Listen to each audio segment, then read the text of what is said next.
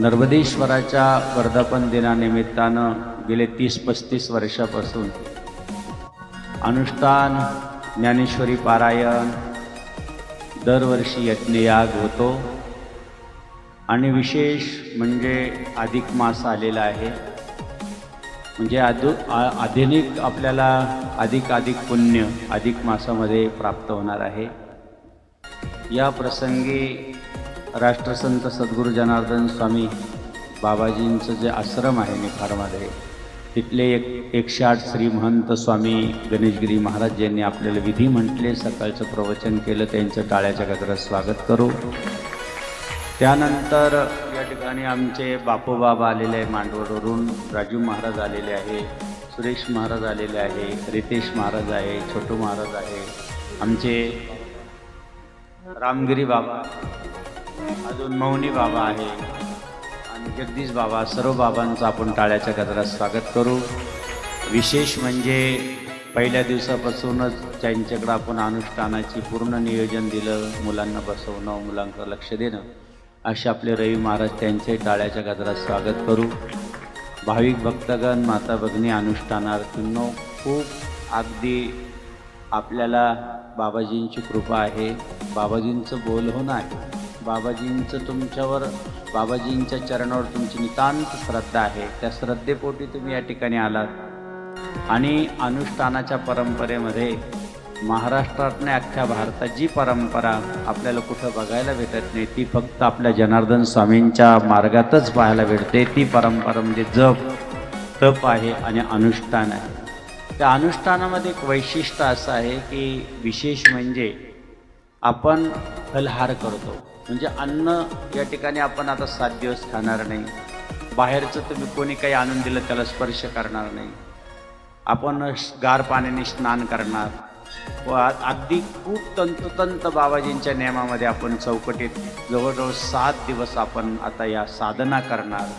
तुम्ही आता साधक आहात, या साधक अवस्थेमध्ये साधना अगदी उत्कृष्ट आपल्याला करायची आहे, जेणेकरून ही साधना करत असताना आपण फलहार करतोय।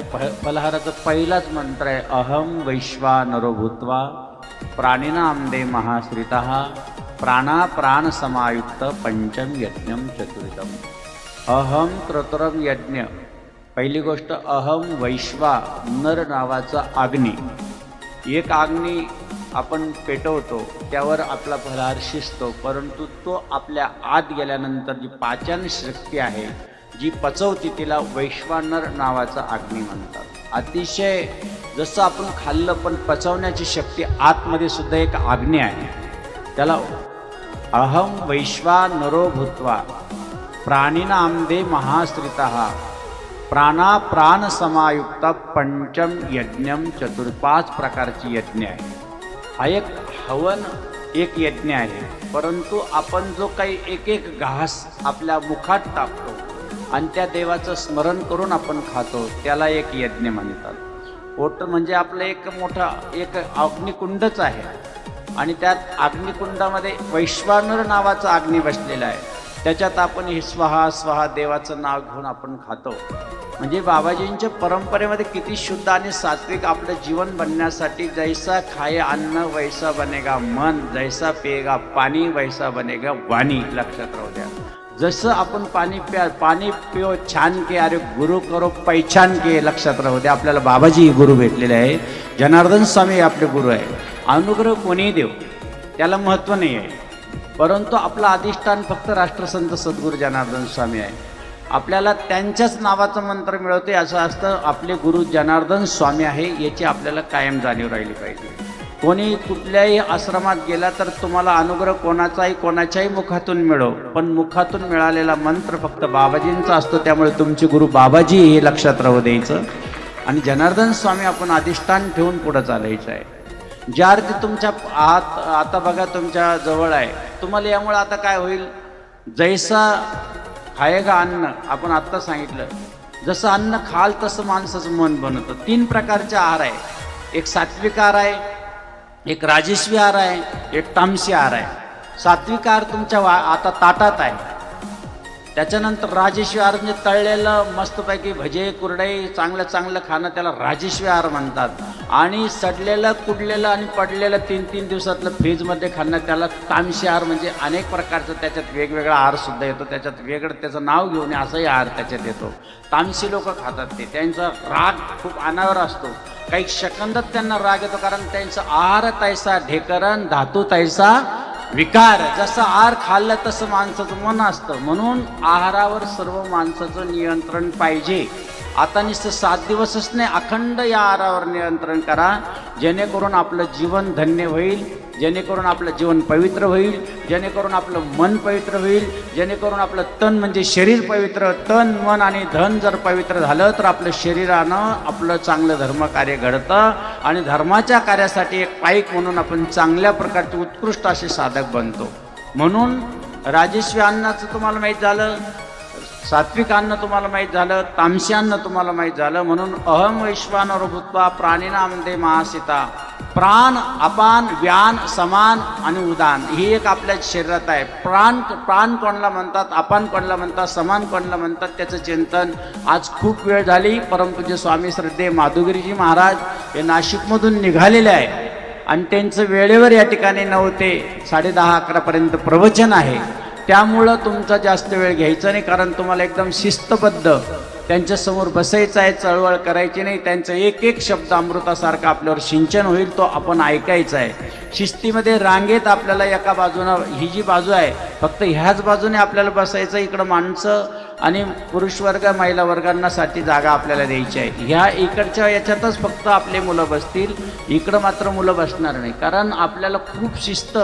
आपल्याला इथून जो मुलगा घडतो तो कदाचित आपण तेवढ्या पायरीपर्यंत नाही जाऊ शकत, परंतु राष्ट्रसंत सद्गुरू जनार्दन स्वामींच्या आश्रयानं आशीर्वादानं कदाचित एखादा घडला तर छत्रपती शिवरायांच्या विचाराचा घडेल, एखादा स्वामी विवेकानंदांच्या विचाराचा घडेल आणि सद्गुरू जनार्दन स्वामींच्या आचार्याचा घडल्याशिवाय राहणार नाही. म्हणून आपल्या मुलांना शिस्त असते. आपले मुलं 7 दिवस कधीच बोलत नाही, आम्ही फक्त एक चक्कर मारतो, परंतु त्यांना माहिती आपण सद्गुरू जनार्दन स्वामींच्या सानिध्यात बसलो आहोत, बाबाजींच्या फोटोसमोर आम्ही बसलो आहोत. आम्हाला आमच्या गुरुदेवांपुढं आम्हाला शिस्त दाखवणे आमचं कर्तव्य आहे, कारण त्यांच्यापुढं कोणीही आतापर्यंत शिस्त मोडली नाही. म्हणून भाऊसाहेब नगरचं जे काही अनुष्ठान असतं बाबाजींच्या आश्रमातलं ते उत्कृष्ट असतं, शिस्तबद्ध असतं, शांततेचं असतं. म्हणून सगळे मुलं आज फक्त आम्ही कालपर्यंत म्हणजे आजच उज्जैनवरून आलो सकाळी पहाटे, म्हणजे आजपासून आम्ही कार्यक्रमाला उभा राहिलो तुमच्या समोर, कारण तुम्हाला माहिती आहे बाबाजींचा जरी निरोप नाही आला तर जनार्दन स्वामींचा आपला प्रत्यक्ष निरोप आला. म्हणून तुम्ही या ठिकाणी आपाप जमा झाले, पाखरं आपाप सद्गुरू जनार्दन स्वामींच्या या खोप्यामध्ये येऊन बसले आणि बाबाजींच्या ह्या आश्रमशाळेमध्ये आश्रमात येऊन 7 दिवस एवढे खूप सुंदर असे संस्कार होतील तुमच्यावर.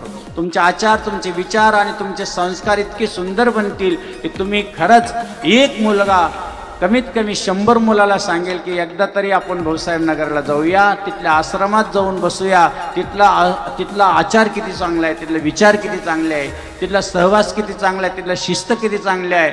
आणि या ठिकाणी वेळेवर सगळा प्रसाद होतो. 12 म्हणजे 12ला पंगत, सकाळी 8 रात्री 8 म्हणजे 8ला पंगत, सकाळी चहा वेळेवर. असं आता सुद्धा तुमच्या ताटात फळं आहे, असं बिगर फळाचं तुमच्या ताटात असं कधीच राहणार नाही. दररोज एक वेगळे फळ, एक दिवस आंबा, एक दिवस काहीतरी येईल, ते पण आम्ही नाही आणत, कोणी भक्तगण येऊन येतं. आपल्यासाठी जवळजवळ 50 ते 60 लोक असे आहे दरवर्षीचे की ते 5,000ची पंगत देतात, न म्हणता इथं येऊन देतात, तुमच्यासाठी देतात. ते म्हणजे किती श्रद्धा त्यांची आहे. म्हणून झालेली सेवा सद्गुरूंच्या पवित्र चरणी समर्पित करून या ठिकाणी आता हातात पाणी घ्यायचं आहे. आम्ही मंत्र म्हणतो, तुम्ही ते ऐकायचे फक्त आणि पाणी फिरवायचं आहे.